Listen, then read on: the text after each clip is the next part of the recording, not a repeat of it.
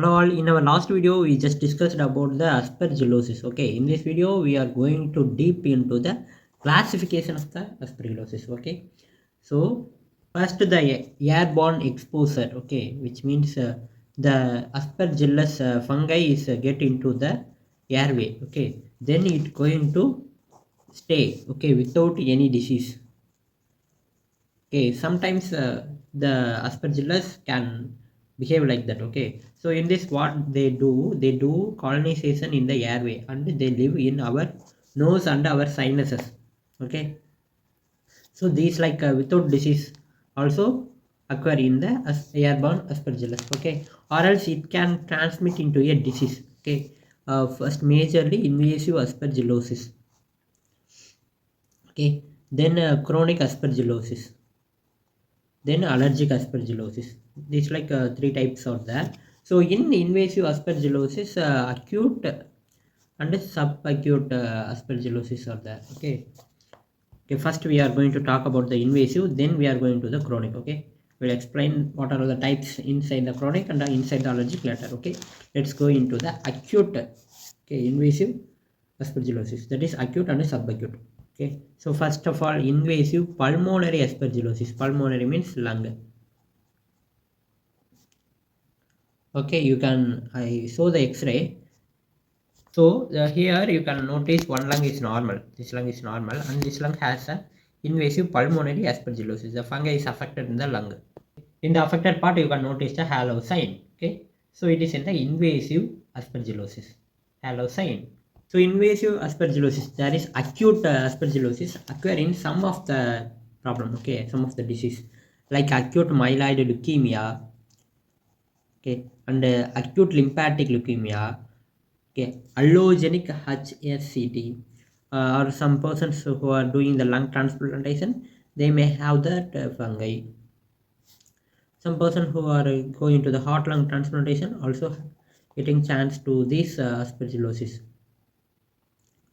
Okay, small bowel transplantation and AIDS patient, so they are prompt to getting the invasive aspergillosis. Everyone has a different incidence rate. Okay, so in this invasive pulmonary aspergillosis, bleeding is one of the aspect. Okay, because there is a problem in the coagulation. Okay, so it may lead to thrombosis or any coagulopathy. Okay, so because of fumagillin present in the fungi. Okay, so it acts as an anti-angiogenic. Okay, okay, and also hemolysin. So this hormone is also described from the that fungi. Okay, Aspergillus fumigatus. So these two contribute to in coagulopathies and all. Okay, you can notice how the clotting is affected by the fungi. Okay, so there is a interaction between the conidia and the endothelial cell. Okay, so it lead to internalization of the conidia. Okay, so it going to having the bleeding or any clotting problem.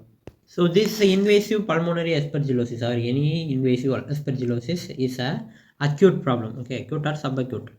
So we have to diagnose it early as possible. Okay, so we should treat the patient within 10 days. It's much more important.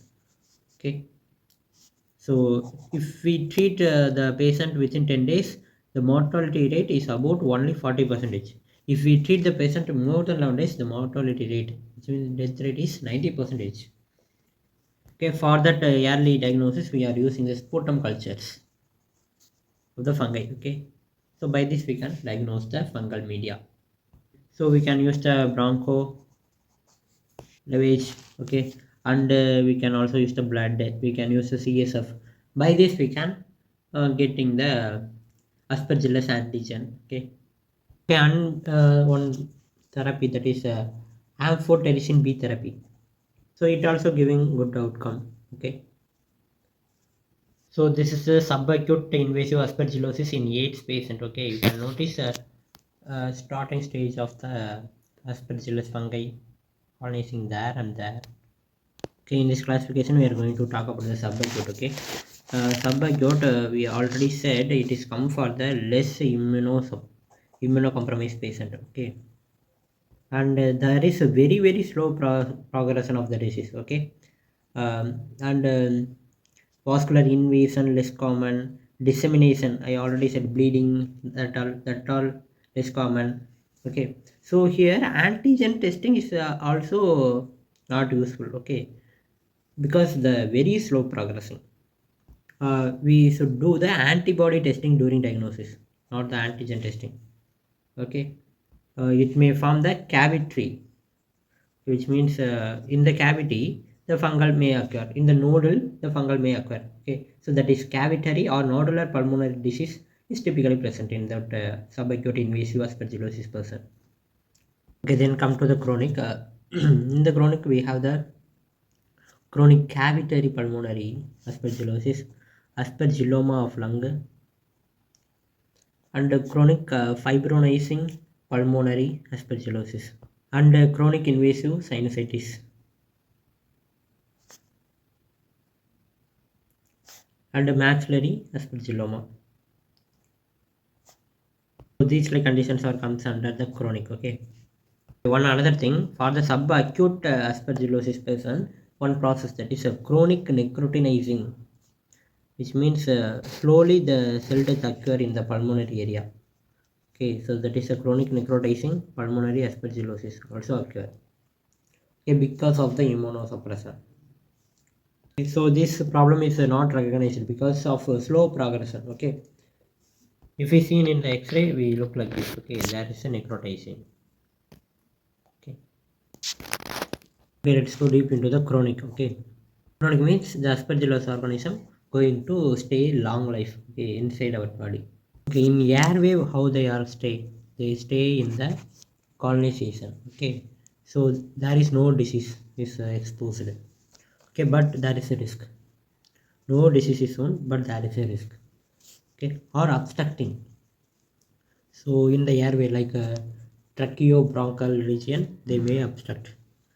Okay, that is a tracheobronchitis.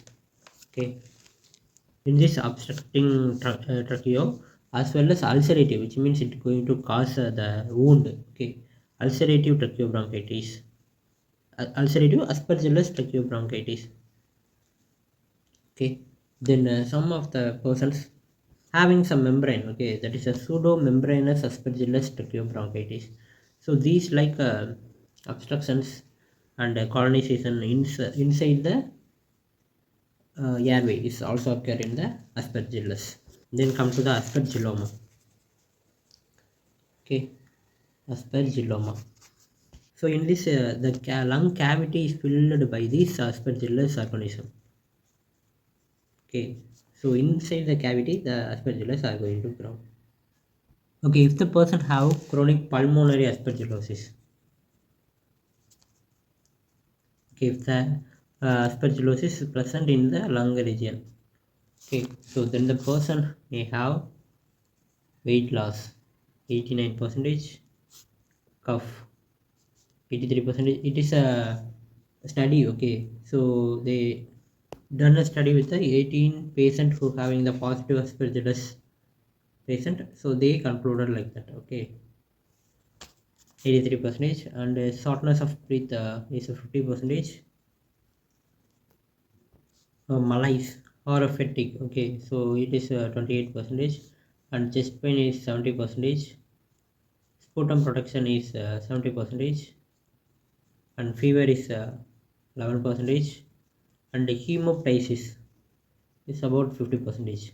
So these like they concluded. Okay, so in the chronic pulmonary aspergillosis person. Okay, so this is about the cavitary pulmonary aspergillosis, chronic cavitary aspergillosis. Can notice inside the cavity there is something, so that is a fungi. So here aspergilloma with the cavitary aspergillosis. Okay, so and this is the fibronizing, which means the lung became the fiber. Okay, you can notice the one lung is missing. Okay, and in this maxillary the sinus getting affected. Okay, maxillary means sinus affected. In the sinus the aspergillus organism are found. Okay, then come to the allergic. Okay, in this we have the allergic bronchopulmonary aspergillosis, and extensive allergic alveolitis, then asthma with fungal sensitization, and allergic aspergillosis sinusitis, allergic aspergillus sinusitis. So these like conditions are comes under the allergic. Okay, these four. Okay, let's discuss about the allergic bronchopulmonary aspergillosis. Okay, so in this the person may have the asthma, blood eosinophilia. Okay, which means eosinophils are reduced. Okay, philia. Then pulmonary infiltrate may be there. Okay, which means air is not get filtrated like that. And bronchiectasis is also be there. So during diagnosis, we should note these all. Okay, by this we can confirm if there is allergic bronchopulmonary aspergillosis or not. Also, we should take some tests. Okay, so that is aspergillus IgE antibody and aspergillus IgG antibody and the serum concentration. Okay, total serum IgE concentration. So by this, if by this also we have to check for the ABPPA. Okay, that is allergic bronchopulmonary aspergillosis. Okay, this is the picture of the bronchoscopy of the allergic bronchopulmonary aspergillosis person. Okay, so here the mucus plugging is there. Okay, you can notice. Here you can notice a bronchiectasis. Okay, central bronchiectasis. Okay, then come to asthma. Okay, so the person who having the sensitization to the fungal. Okay, so that frequency is getting increased, then the person may have any problem. Okay, so they may have these allergic bronchopulmonary or allergic aspergillus sinusitis or extrinsic allergic alveolitis. Anything may be happen. So the asthma severity is increased in the home only. Okay, home dust is about 61%. Okay, then cat having 49% asthma increasing and moles increasing 70%. Okay, this like they conducted a study in 111 people. By this they concluded this. Okay, so this like okay, in this video we just discussed about the overview of the classification of the aspergillosis. Okay, okay guys, thanks for watching. Tata, bye bye.